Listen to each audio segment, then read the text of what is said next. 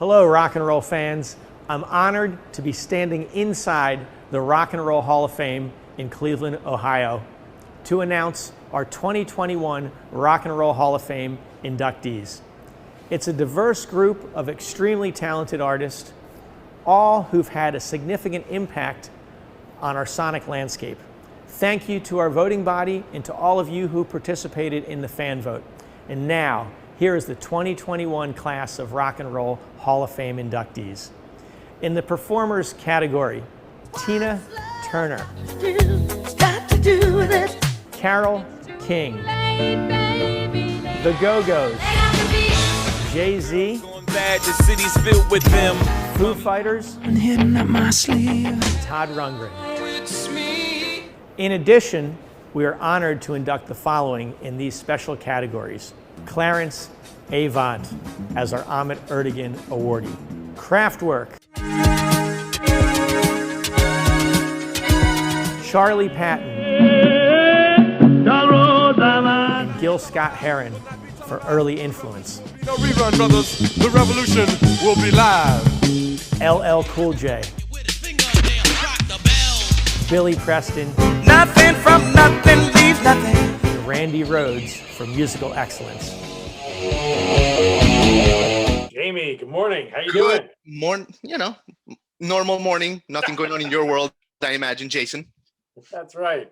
Just a casual Wednesday morning. How are you, Jason? Regular good old Wednesday morning. So before we jump into it, Jason, a night like last night, do you sleep well? Do you get your 8 hours? How does that work?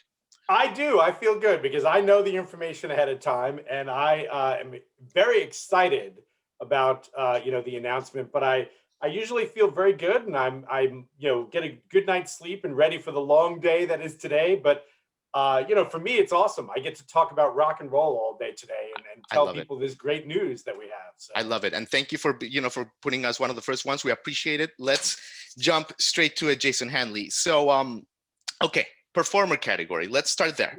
Let's start with the performer category. We got Tina Turner. We have Carole King, The Go-Go's, JC, Foo Fighters, and Todd Rundgren. What a great list. Man, what a great list, right? How exciting. For me personally, I've been talking a lot about Tina Turner. I was lucky enough to get to write that bio in the ballot and really think about her. And, both Carole King and Tina Turner will now be two-time inductees. But it's exciting to see Tina, who was inducted with, Icon Tina Turner. This is for that solo career, for all those great albums. Private Dancer, which is just one of my favorite albums of all time. So good. For Carole King, this is not her with Jerry Goffin as a songwriter. This is her as a performer. And I've been listening to Tapestry again a lot lately. And just that album from note one to the very last note is so amazing. So amazing. And the Foo Fighters. So you actually get Dave Grohl as a two-time inductee, both in Nirvana and now in the Foo Fighters. I love it. I mean, so much to unpack there. I mean, Tina Turner, age 44, oldest female solo artist to get to the top of the Hot 100. Right. And Carole King, of course, you mentioned Tapestry, masterpiece, but she made 25 solo albums, Jason. Yeah, that's right. To think about that early in her career to just come out with an album like that and the impact she's continued to have, the music she's created over the years, such an incredible songwriter and performer. I think that's what's, important to think about her here. And just her entire career is so impressive about what she's done and how she took that sort of, early rock and roll songwriting ability she had and looked at it in all these different ways throughout a long career and many albums, like you said. Unbelievable. Okay, so let's get to the Foo Fighters. Pioneers, in many ways, and almost a band that started by accident, right, Jason? Right. I always joke too, on a personal level, I always say, if you had shown me, Nirvana back in the day and said one of these people is going to be a breakout solo artist, I don't think I would have picked Dave Grohl. But how amazing, what he's done.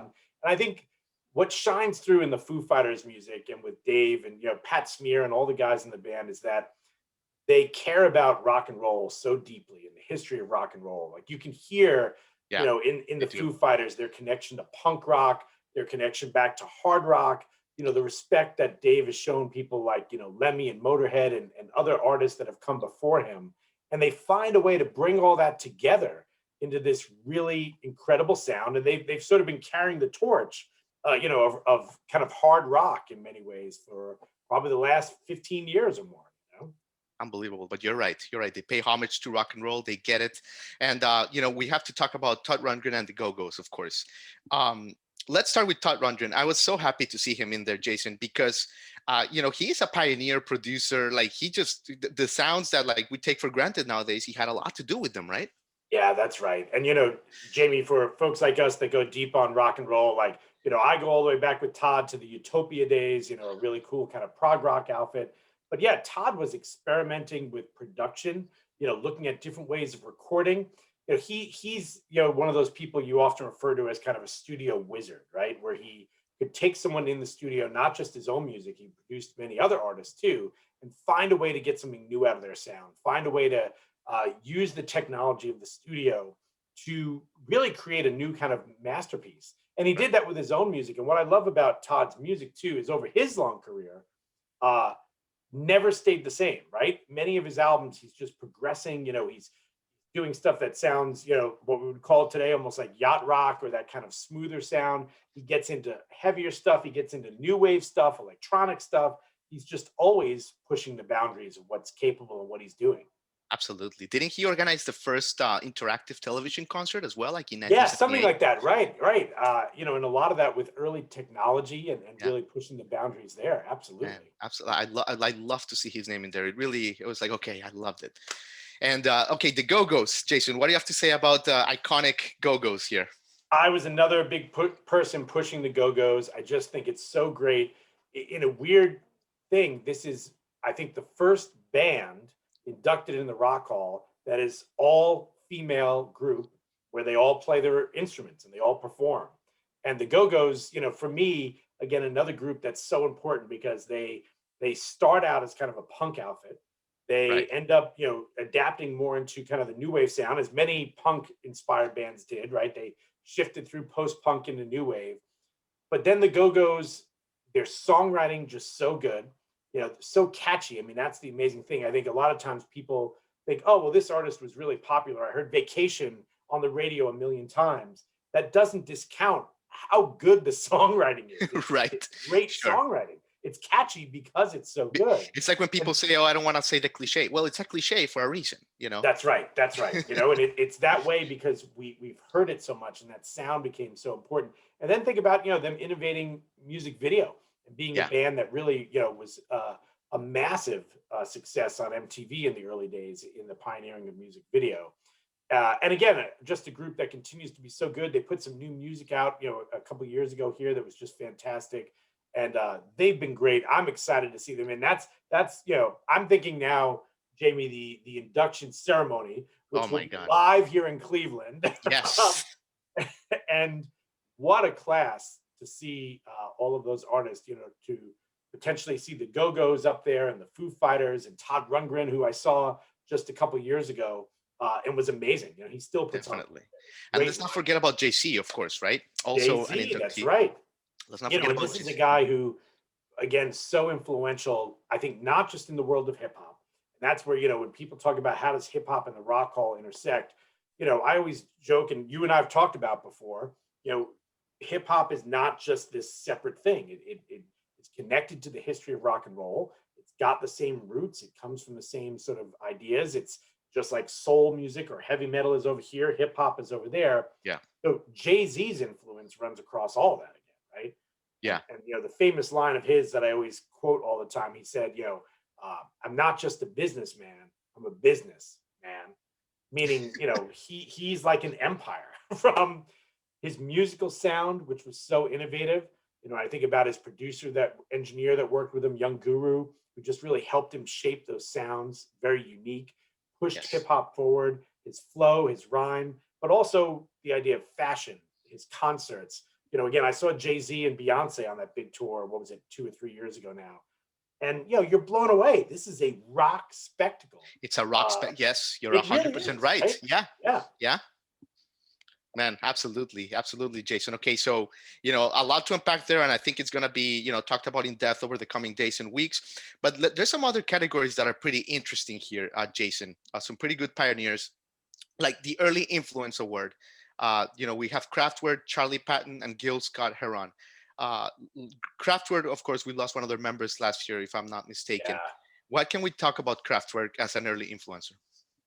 So this is an interesting one. And by the way, on a personal level, if you follow me on social media or anybody has, looked at me, I am a longtime Kraftwerk fan. Jason Hanley rocks, right, on Twitter? That's right. Jason Hanley rocks. Exactly right. And, I did my PhD dissertation on Kraftwerk. In fact, there's a whole shelf behind me over here of just Kraftwerk of all the concerts and bootlegs and German releases. Amazing. They're so influential, so important. And they've been on the ballot 6 times. They've been nominated a bunch. And I think the idea here was that by putting them in this category, which is still called early influences, but I think it's really beginning to transform into influences, right? This is a group that's so influential that set up so many ideas for anybody who uses synthesizers, whether you're an EDM band, a rock band that uses synthesizers. I mean, everyone from U2 to Coldplay and all these bands have talked about Kraftwerk nonstop. Right. Hip hop, right? In the early days, Africa Bambaataa sampling Kraftwerk. So I think this idea now that they are an influence. They are a band that really changed the sound of rock and roll and gave it something new. And if you look at the other 2 folks in that category, with Charley Patton, who basically, taught Son House and Robert Johnson how to play the blues. That's pretty influential. Yeah, that is something. Yeah. And then, Gil Scott-Heron, who between his spoken word and the connections he had to literature, the idea that his music was so influential to hip hop and what many other hip hop artists were doing and looking back to, I think you can see all 3 of them and say, yeah, these are people who changed the game and influenced whole new sounds to come about afterwards. Man, I love it. You guys do such a great job at the Rock Hall, just making sure that, the education of rock encompasses the past, the history, the present. You guys do a marvelous job there, Jason. It's amazing. Yeah, thank you, Jamie. That we don't take that mission lightly either. I mean, it's really something where I think a lot of people may not realize when we start announcing the nominees and the inductees for myself and a lot of us at the museum. Even though we know this stuff already, all of us go back and listen to all these albums again and listen to these artists again and do the hard work and research, because there's always something new to learn. There's always a track on some album that I forgot about or don't know. So, and Jason, like at this point, you start seeing these patterns that some of this music starts coming back, right? It starts coming back after like maybe even 10 years off the radar. And when new generations go for it, that's where the Rock Hall is like, voila, like this is what this is. Like, and that's where it's so handy. Yeah, I think that's one of the things I talk about too sometimes, and you and I have talked a little bit in the past, this idea that, music tastes change and people's opinions change over time. It's why a couple of years ago, we inducted someone like Sister Rosetta Tharpe, who quite frankly had fallen off of the music history books for a long time. She was sort of rediscovered by Gail Wald's great book. And then, the documentary that came out after that. And the Rock Hall just said, this is somebody whose story sort of fell through the cracks. We need to recognize her and put her back in that pantheon. Yeah. And, Jason, I know you have a busy day, but a couple minutes to talk about some omissions, right? I don't even want to go on Twitter and see what's happening with like the Iron Maiden fans or, some of maybe the Rage Against the Machine people. It's very hard, obviously, not everyone can get in. Just what can you tell us a little bit about, unfortunately, the groups, like New York Dolls or Kate Bush that just missed the cut this time? Yeah, Kate Bush is a tough one for me. I'm a big fan of hers too. I think, she did so much great music and continues to even do really cool stuff. The live concert that she put out from some of her music a few years ago was just so innovative. The stage performance, for Devo, somebody I voted for, because again, I think they were so influential. And again, in the side of not just electronic music, but, the satire and the way that they really made social commentary through that. Yeah, Rage Against the Machine, like you said, clearly influential. And just because they don't get voted on doesn't mean, that it doesn't matter. In fact, I always remind people, if they got nominated, that means the Rock and Roll Hall of Fame believes they are worthy to be inducted. We don't just randomly pick names out of a hat and throw them on the list. This is somebody we think, is worth being inducted. And it's like anything, there's 16 names on the ballot this year. Yeah, it was We talked Yeah. about it when it was announced. It was an impossible list. That's right, impossible list. In fact, anybody on that list, any 5 or 6, 7 names, could have made an incredible ballot, an incredible class. And that's the thing, you got to pick 5. I mean, it's tough when you're voting, and anybody who did the fan vote probably knows when you go out and you have to click on those names and say these are the 5 I'm committing to. Right. Your soul hurts sometimes when you're like, how did I not vote for Kate Bush, or how did I not vote for Shaka Khan or somebody? It does. But that's one of the good things. Also, we didn't mention a couple other artists that are getting inducted in the music excellence category as well. Yeah. It's a way again to get someone like LL Cool J. LL Cool J, Billy Preston. Billy Preston, that's right, and Randy Rhoads, the great metal guitarist. And these are, particularly again, I think in the side of LL Cool J, somebody like Kraftwerk who'd been on the ballot for a while, and this is the Rock Hall saying, you wouldn't have hip hop and the connection to the broader picture of rock and roll without someone like LL Cool J. And then the Ahmet Ertegun Award for a sort of someone in the music business goes to Clarence Avant, who was a great guy who connected a lot of artists. He owned Sussex Records, which signed Bill Withers. He was a mentor to Jimmy Jam and Terry Lewis. Oh my God, I didn't know that. That's great. Yeah. So, those guys, ties together. Janet Jackson alone, right? Oh my God. See, that's what I love about you, Jason. You just grab 2 things and you just connect them, and it's like, there you go. I love that. Yeah, and I'll say to all the fans out there, and like me, again, Kraftwerk getting in this year, I feel like I've been waiting a long time. I've been talking about it forever, and it showed up. Just because an artist doesn't get in one year doesn't mean they're not going to get in. And it's also not chronological. I know that bothers a lot of people. Some people would say, how can you have Metallica in before you induct Judas Priest or Iron Maiden, because you don't have Metallica without them. It doesn't mean that you can't have that, and it doesn't mean it won't happen. In fact, I often say that with bands like Metallica getting inducted, or you think of this year, the Go-Go's getting inducted, that's a bunch of votes now that they're going to have. And it means they're going to start voting for bands that influence them that aren't in yet, or bands that they think are important that were their contemporaries. So remember, every inductee gets to vote from then on.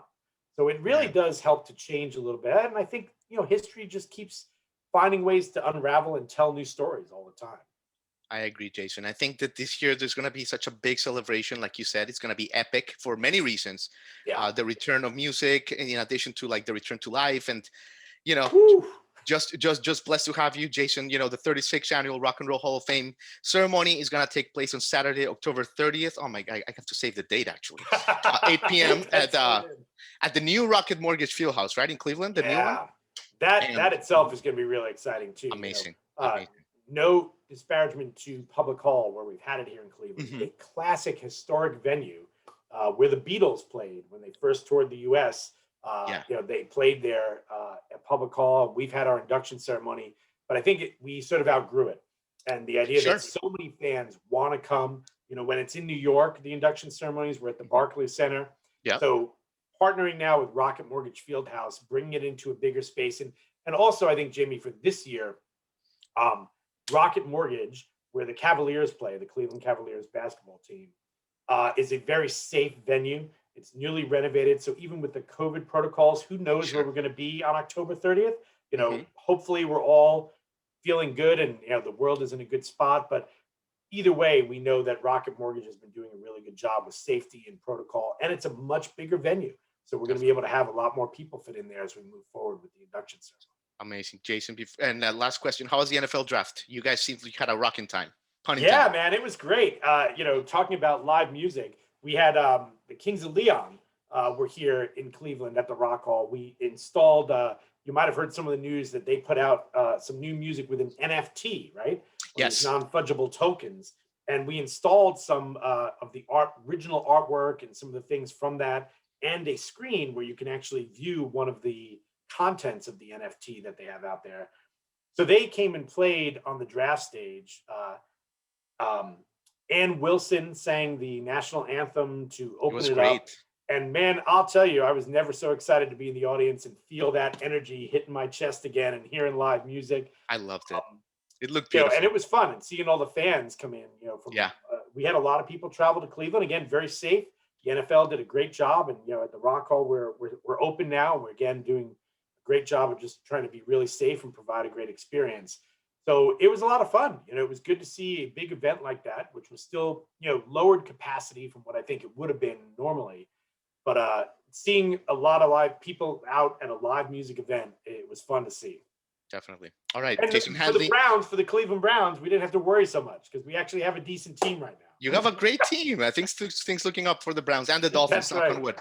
All right, Jason Hanley, we love you. You're always welcome. You have a long day ahead of you. Thank you so much for your time. Drink water, all that good stuff, throat coat, whatever you gotta do.